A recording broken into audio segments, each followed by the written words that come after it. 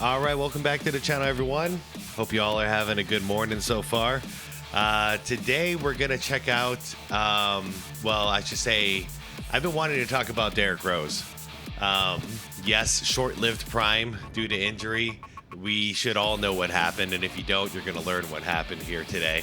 But yeah, we're gonna check out a video from Nonstop. It's usually where I like to start these players' journeys, and then I go into deeper videos later on. But I realized I have not talked about Derrick Rose once on this channel, and that's criminal. So, you know, we covered Grant Hill, T-Mac, Penny Hardaway, and guys like that. And this story is even more tragic in my mind. So let's check this out together. If you want to watch the video without my commentary, I'm going to link the original video down below in the description. And for everybody else, if you wouldn't mind leaving me a like, that would really help this video get out there. And that's all I got to ask. Let's do this. Here we go. What if I told you that the most athletic basketball player who played for the Chicago Bulls wasn't Michael Jordan? Sacrilegious as it may sound, it's probably true. At his best, Derrick Rose was the most explosive guard to play the game of basketball. Yep. Here's the story of the youngest MVP in league history, how injuries derailed his career, and how utterly amazing he was in his prime. Getting drafted. Rose grew up in the poorest part of Chicago, and it was a classic American basketball story that features a single mother, poverty, and drug dealers on every corner. But Derrick was determined to succeed and escape from the projects. He was highly recruited coming out of high school, and he ultimately accepted the scholarship at the University of Memphis, where he played under Coach Calipari. Rose led the Memphis Tigers to a 38-2 overall record and a trip to the NCAA Finals. But the Kansas Jayhawks got the best of them in the overtime of the championship game. Damn, I didn't know that. That would be a cool game to watch. Rose then declared for the NBA draft, where his home team, the Chicago Bulls, had only a 1.7% chance to win the 2008 draft lottery. Wow. And as if fate wanted it to happen, that the local kid ended up playing for the team he supported his whole life, the Bulls indeed won the lottery and selected the 6'3" Derrick Rose with their first overall pick. And let me just tell you, I talk to a lot of Chicago fans. I am still kind of a Chicago fan just because of my childhood and watching the Dynasty Bulls. And being such a Jordan fan as I am, let me tell you, everyone was really excited to finally get a new star guard in the building. Drafted the right way. Derrick Rose was very exciting. There was zero hope for the Bulls after Jordan. I don't want to say Jordan left, but after Krause destroyed the Dynasty Jordan era, destroyed that three-peat championship team. There was like zero hope for Chicago after that until Derrick Rose shows up, and my God, it was like Michael Jordan coming in all over again. Like the excitement was insane. A quick rise to superstardom. It didn't take Rose long to get acclimated to the NBA. Athletically, he was instantly in the upper echelon of NBA players, and there was almost nobody that could match Rose's lightning-quick first step or stay up with him once he got airborne. He defied the laws of physics with his speed, and his dunks looked like he had an invisible trampoline beneath the hoop, and he was the only one jumping off it every single time. He literally looked like a shorter Jordan. He was doing all the same. If you go back and you watch Jordan in his first 2 seasons, this is what it looked like. And I had such high hopes for Derrick Rose because, yeah, he didn't really have a jumper yet, but neither did MJ back then. You know, that was something that developed after a while. But in the beginning, it was all pure athleticism, just jumping over people, doing amazing things in the air. Derrick Rose was doing it too. Miniature LeBron, Rose was absolutely unstoppable in the open court. As he galloped down the floor, he was in complete control of his body. Did he say miniature LeBron? Like, that's insulting. LeBron does not, still to this day, doesn't have half the bag that D Rose had back then. He was the only one jumping off it every single time. Like a miniature LeBron. Yeah, he said it. That's fucked up. Rose was absolutely unstoppable in the open court. As he galloped down the floor, he was in complete control of his body and in complete control of the ball, ready to either run around you or jump over you. With the averages of 17, 6, and 4, D Rose dominantly won Rookie of the Year award and led the Bulls to the playoffs. In his playoff debut against the defending champion Boston Celtics, Rose recorded 36 points, tying the NBA record for most points in a playoff debut by a rookie. Even though the Bulls lost the series in 7 games. It's so fitting that it's the Bulls versus Boston too. It's so fitting. games, it was clear that they had a superstar in the making. Man, look at that Most fade. valuable player. In his sophomore season, Rose improved on his terrific rookie campaign and became the first Chicago Bull since Michael Jordan to be named an All-Star. The Bulls reached the playoffs again, but they would once more lose in the first round, despite Rose averaging 27 points and 7 assists against LeBron and the Cavs. Derrick Rose was a quiet, introverted guy, and he didn't talk too much, but it was clear as day that every loss hurts him deeply and that he is dying to bring a championship back to Chicago. That was one of the cool things about him. Still is to this day. He was so quiet, but now that he's kind of fading off, it's one thing. But when he was dominating the way he was, and then he just had this cool, chill expression on his face the entire time. When I was watching him, I was just like, dude, there's something about this kid. Like to do stuff that is that insane and to just be calm about it on the biggest stage. I'd never seen anything like it. The next season, he came back with a vengeance. In the best shape of his life, D. Rose was an unsolvable mystery for the defenders around the league. All Rose needed was just a little crack in the defense and a little bit of open space, and he was gone. He would turn on the Jets and explode to the rim in a fraction of a second, leaving the defenders stuck in the mud. Led by Rose's 25 points, 4 rebounds, and almost 8 assists on average, the Bulls had the best record in the regular season. Maybe a hot take here, but whatevs.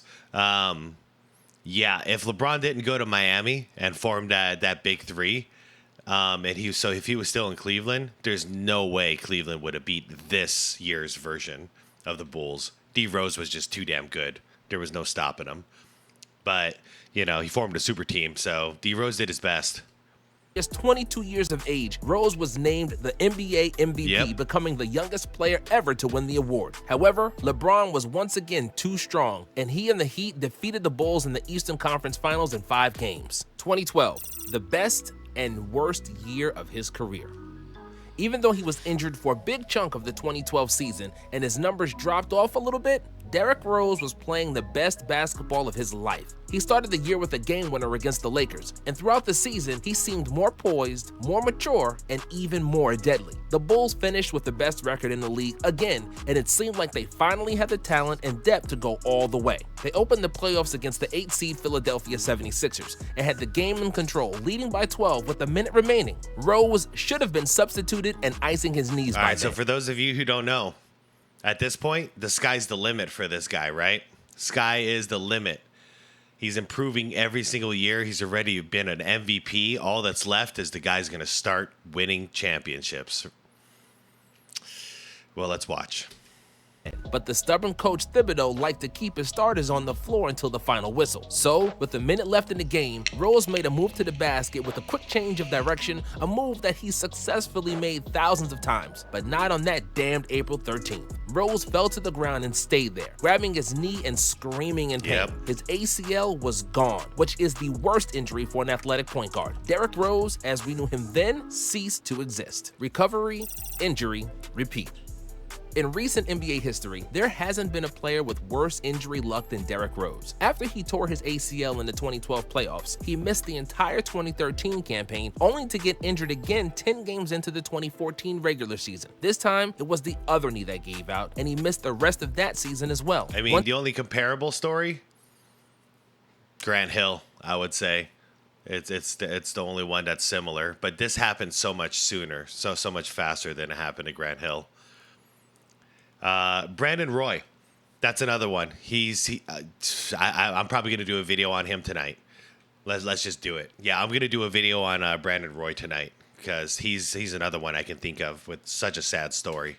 Once he returned, he was no longer the same. The name in his ID still said Derrick Rose. That man no longer existed. Not like that, not like we were used to. That Derrick Rose that could jump out of the gym and fly through the air, he died on April 13th in Chicago in the playoff game against the 76ers. He was replaced by a much less athletic version of his former self. Rose was still speedy and shifty, but the lift was gone. Yeah. There were no more crazy acrobatics around the hoop, no more coast-to-coast dunks. Yeah, I mean, I've got one bad knee. I know what that did to me.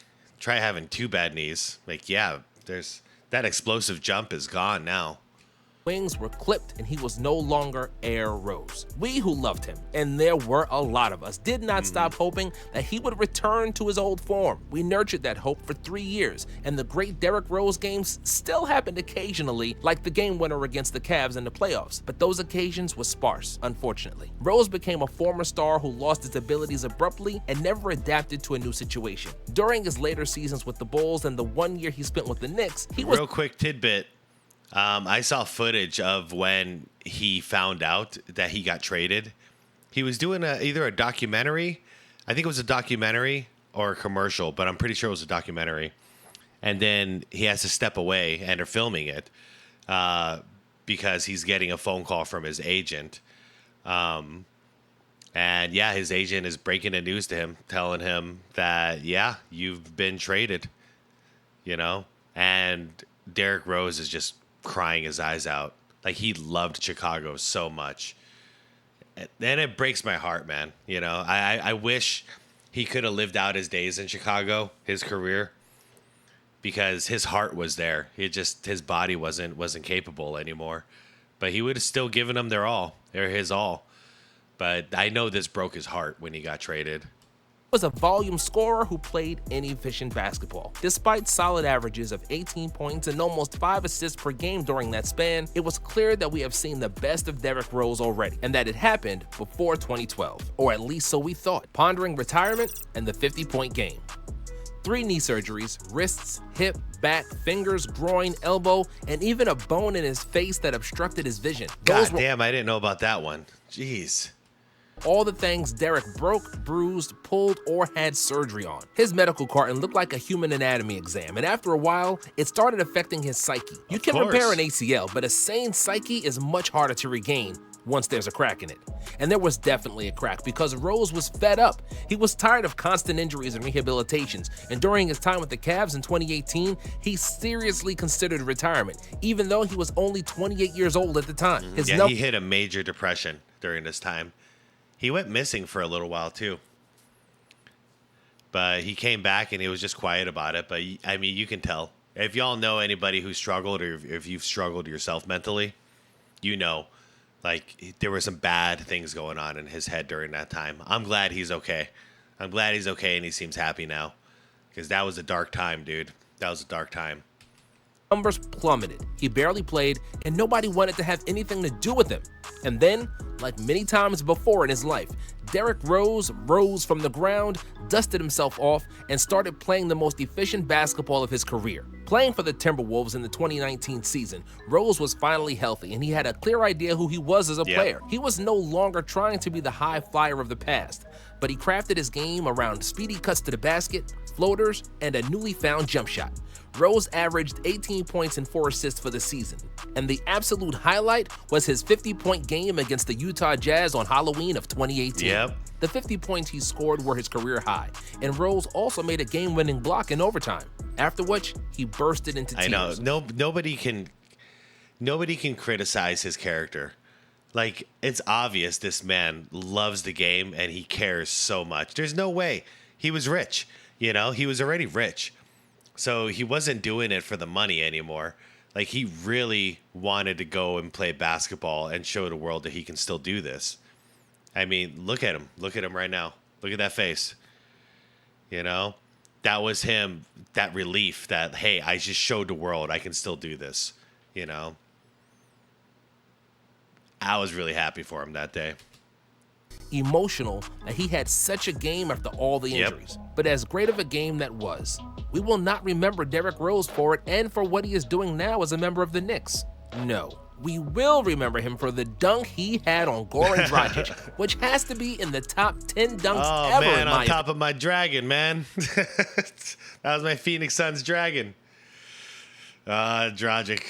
Nice try, but no. No. Opinion. We will remember him for crazy acrobatic vertical. Look at that vertical. Look at him. Good God.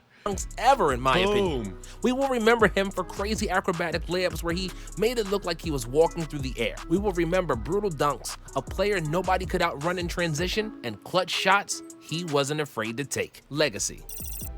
Despite not being the best player in the league in any of the years he played, there was no player in the entire league who would make jaws drop to the floor more often than Derrick Rose. D. Rose took our breath away every time he stepped on the court, and we all asked ourselves the same question: how was this kind of speed and athleticism humanly possible? If he and the Bulls had remained healthy, he probably would have won a title or two. But that's somehow less important in the Derrick Rose story. What's important is the perseverance and will to come back after multiple serious injuries and all the flashy dunks that preceded them. To sum it up, and with no offense to Russell Westbrook, Derrick Rose was the most athletic point guard in NBA history, and that Derrick Rose will live in my memory forever. Absolutely.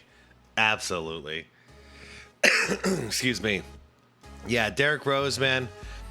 Just like Grant Hill, I gotta say, it just shows what true heart, like what it can do for you. If you just don't quit and you just don't give up and you don't make excuses, like even in the darkest times, if you still have that willpower to keep coming back and fighting a little more, it's amazing what can happen. And Derrick Rose, a lot of people would have just retired, you know? They would have just retired. By the time the Bulls traded him, I mean, a lot of people would have just played a little bit in New York and just taken the money and gone, you know what? It's over for me. This is too hard. Too many injuries, too much recovery, not worth it. But Derrick Rose, he proved all the haters wrong. And not the haters that only care about him for his stats, but just the fact that saying that he can't play anymore. A lot of people I knew were just saying, he can't play anymore. He's washed, blah, blah, blah. I'm like, kid still got heart, though. You know, I know a lot of people with a lot more athleticism that have zero heart. I'd take the heart, you know. But anyways, that's some of the story of Derrick Rose. Feel free to chime in the comments with some other videos about D Rose that might get a little more in depth. I'll be on the lookout as well. But yeah, let me know. As far as comments go, what can we talk about? I kind of just want to talk about him at his prime. You know, do you guys remember MVP Derrick Rose? Have you guys ever used MVP Derrick Rose in NBA 2K? Because he's honestly my favorite player to use in 2K. All right, guys. I'll be back later tonight. We'll do a video on Brandon Roy, okay? It's a cool story as well. All right, everybody. Enjoy your day, and I'll see you later on. All right, peace out.